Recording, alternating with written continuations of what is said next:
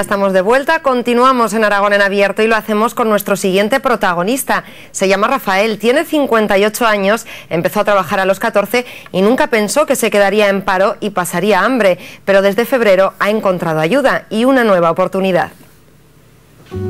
Pues bueno, me llamo Rafael Cebrián, tengo 58 años, llevaba 42 años trabajando ininterrumpidamente. Mi situación es ahora la del paro. Ya me enteré por unos amigos que tenía, estaba viviendo en su casa. Me dijo, pues mira, acércate a Ozanan y tal, que hay unas posibilidades muy buenas. Tienes la pensión completa, duermes y bueno, pues muy feliz y muy contento.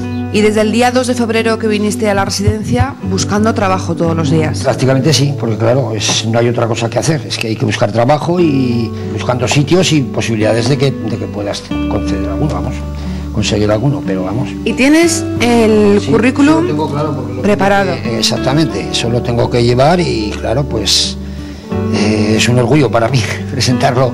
Primero por la cantidad de años tan sumamente seguidos que llevo y claro, pues nunca me han echado de ninguna empresa, ni nada. Entonces, mal, me pegué pues desde septiembre hasta enero sin cobrar nada y sin paro y sin nada. Rafael, ¿a qué años empezó a trabajar?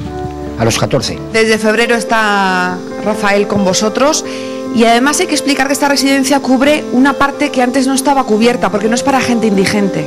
Ha surgido un perfil de gente